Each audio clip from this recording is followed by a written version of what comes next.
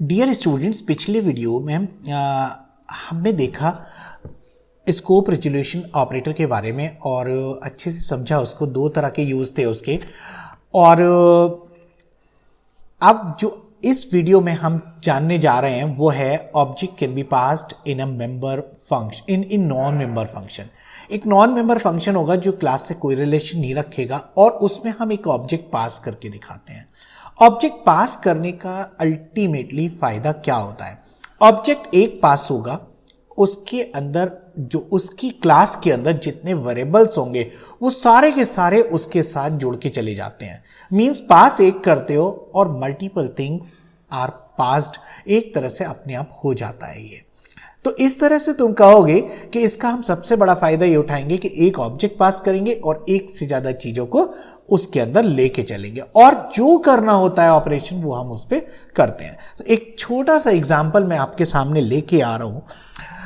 Screen पे आपको एक बोर्ड और एक देव का C++ यानी कि IDE दिख रही है।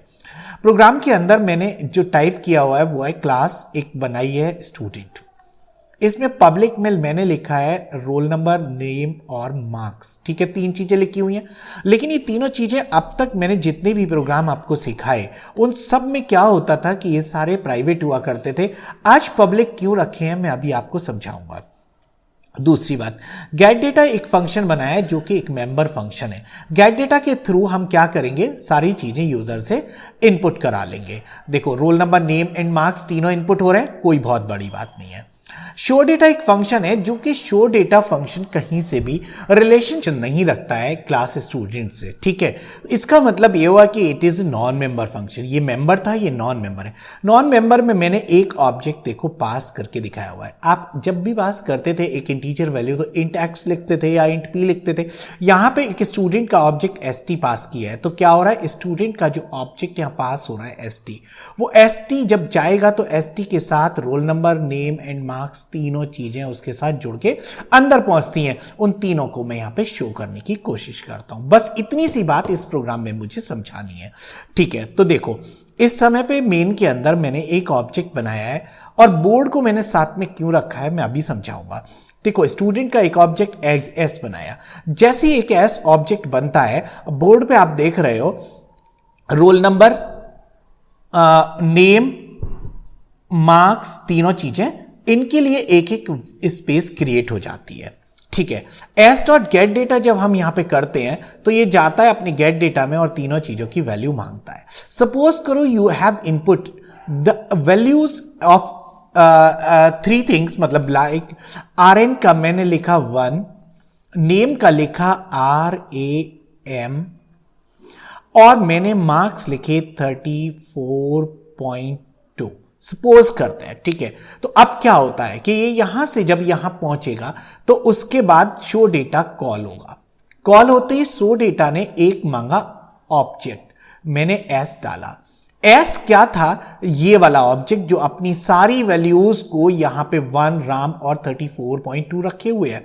ठीक है, यहां से पास होता है और ये कहां जाएगा, st के अंदर इसकी कॉपी होती है क्योंकि जब शो डेटा कॉल होगा तो उसके st वेरिएबल के अंदर s की कॉपी बनेगी। Means st will become the s। ठीक है, इसका मतलब ये होगा st इक्वल टू s। ठीक है, ये आपको समझ आया। जब st इक्वल टू s हुआ तो st की वैल्यू, मतलब देखो st के लिए तीनों वेरिएबल तैयार हुए होंगे, Rn, N और M।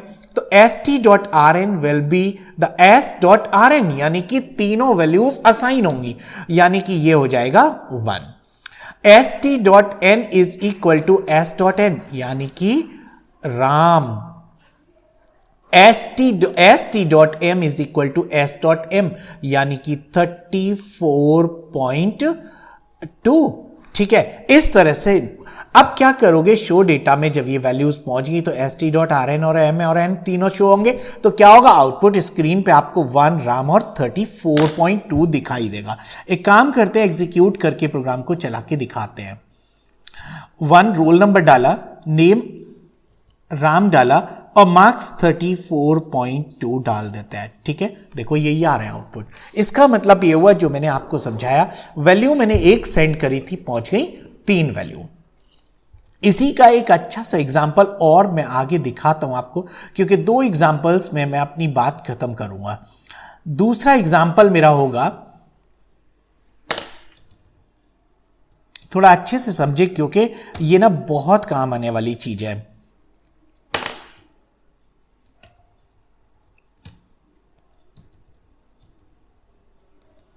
देखो, इस वाले प्रोग्राम को तो मैंने यहां खोल दिया, एक डेमोस्ट्रेशन है, क्लास का नाम डेमो है, और इधर मैं बोर्ड को भी उसी हिसाब से बना देता हूं।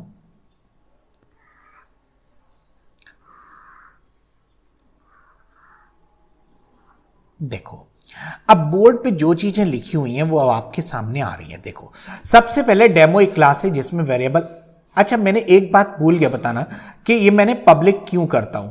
अभी मैं एक बात सोचो, इसको ना नॉन मेंबर के अंदर यूज करता हूं, किसको, एक्स वाई जेड को, तो क्या होगा, नॉन मेंबर में कभी भी कोई क्लास की चीज अगर एक्सेस करनी हो, you will have to declare it as public.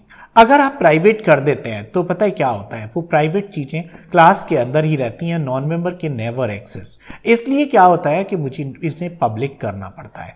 ठीक है, समझ आ गया होगा।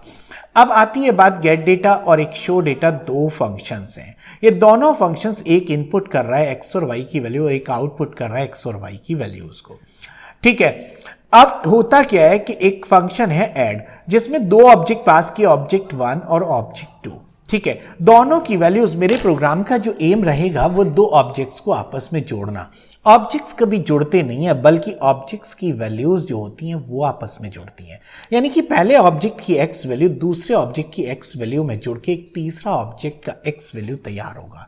ऐसी दूसरे ऑब्जेक्ट और पहले ऑब्जेक्ट की वाई वैल्यू जुड़ के एक तीसरे ऑब्जेक्ट की वाई वैल्यू तैयार होगी। बस ये काम करके मुझे इस प्रोग्राम में आपको दिखाना है। तो देखो, इस समय पे आप देख रहे हैं यहां पे ऑब्जेक्ट 1 और ऑब्जेक्ट 2 2 पास हो रहे हैं। इन दोनों की वैल्यू देखो, ऑब्जेक्ट 1 की एक्स वैल्यू ऑब्जेक्ट 2 की एक्स वैल्यू में जुड़ती है, और ऑब्जेक्ट 3 एक और नया ऑब्जेक्ट क्रिएट किया गया है जिसके अंदर जाके दोनों की वैल्यू सम होके स्टोर होती है। ऐसे ही ऑब्जेक्ट 3 का वाई वैल्यू बनता है ऑब्जेक्ट 1 का वाई वैल्यू प्लस ऑब्जेक्ट 2 का वाई वैल्यू। और ऑब्जेक्ट 3 डॉट शो मतलब मुझे कुछ रिटर्न नहीं करना, बल्कि ऑब्जेक्ट 3 के थ्रू उन वैल्यूज को जो मैंने अभी तैयार की हैं आपको शो कर देनी है। ठीक है, तो अब आते हैं मेन पे। तो मेन जो हमारा प्रोग्राम है, मेन जो फंक्शन है, उसमें मेरे को 2 ऑब्जेक्ट की जरूरत है, क्योंकि मुझे 2 ऑब्जेक्ट, जब मैं ऐड को कॉल करूंगा तो ऑब्वियसली 2 ऑब्जेक्ट मुझे पास करने होंगे। इसलिए मुझे कम से कम 2 ऑब्जेक्ट चाहिए, फिर उनकी 2 वैल्यूज चाहिए, उनकी दोनों की वैल्यूज चाहिए। तो वो वैल्यूज कहां से आएंगी, through the gate data function. ठीक है, तो उसके बाद मैं ऐड में इन्हें पास करूंगा और वो वैल्यूज जुड़ के आएंगी। तो देखो प्रोसीजर क्या है वो आपके सामने बहुत अच्छे से समझाने जा रहा हूं। ऑब्जेक्ट 1 और ऑब्जेक्ट 2 जिस समय पे क्रिएट होते हैं, तो देखो ये बोर्ड पे आपको दिख रहा है ऑब्जेक्ट 1 का एक्स वैल्यू, ऑब्जेक्ट 1 का वाई वैल्यू, ऑब्जेक्ट 2 का एक्स वैल्यू, ऑब्जेक्ट 2 का वाई वैल्यू, ये 4 स्पेस क्रिएट होते हैं। होता क्या, ऑब्जेक्ट 1 डॉट गेट डेटा, तो यहां पे क्या होगा, यूजर से हम 2 वैल्यू मांगेंगे, enter the value of X and Y. तो x एंड y, तो x की वैल्यू सपोज करो ob1 डॉट गेट डेटा जब आपने किया तो यहां पे मान लेते हैं कि उसने वैल्यू को मेरे को वैल्यू डाली 5।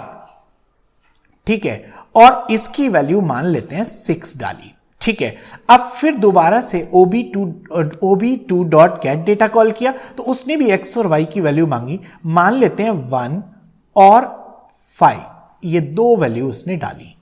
तो 5 6 एंड 1 5। ठीक है, अब क्या होगा, ऑब्जेक्ट 1 के जो के अंदर और ऑब्जेक्ट 2 के अंदर जो कॉपी होके आएगी किसकी, OB1 की और OB2 की।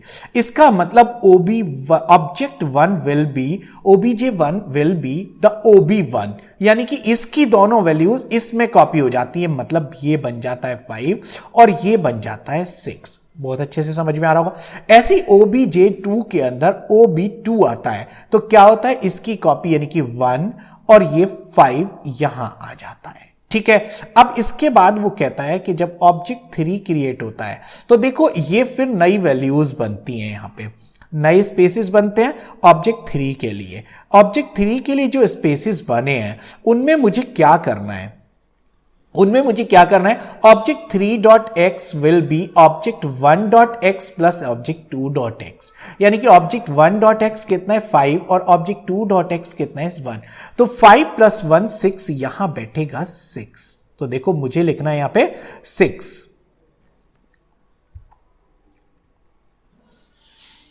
तो यहां मुझे लिखना है 6 और फिर यहां पे object 3.y is equal to object 1 plus X, वो y प्लस ऑब्जेक्ट 2.y, यानी कि 6 प्लस 5 11, तो हमारा आउटपुट आना चाहिए 11। तो इसका मतलब ये obj.3.show डेटा जब करोगे तो ये शो डेटा किसकी वैल्यूज को शो करेगा, ये x और y कौन के हैं, जिसके थ्रू जिस ऑब्जेक्ट के थ्रू एक फंक्शन कॉल किया जाता है x और y उसके हो जाते हैं। ठीक है,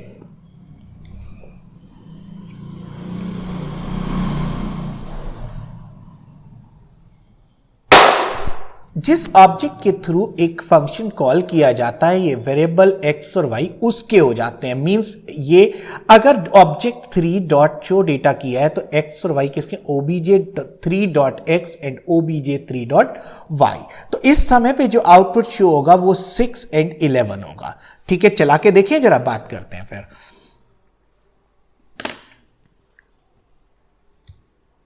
आउटपुट आपके सामने है, पहले डाला है 5 6 1 और 5, ये वैल्यूज डाली थी मैंने अभी, और देखो 6 एंड 11, बिल्कुल आउटपुट वही आ रहा है। तो इसका मतलब आपको अच्छे से समझ में आ गया होगा एक ऑब्जेक्ट पास करने का क्या फायदा होता है और एक ऑब्जेक्ट पास क्यों किया जाता है और कैसे किया जाता है वो मैंने सिखा दिया। ठीक है, आज की वीडियो में इतनी बात करेंगे, अगले वीडियो में हम आपसे मिलते हैं ऑब्जेक्ट को कैसे रिटर्न किया जाता है ये समझाने के लिए। ठीक है, तब तक के लिए wish you all the best.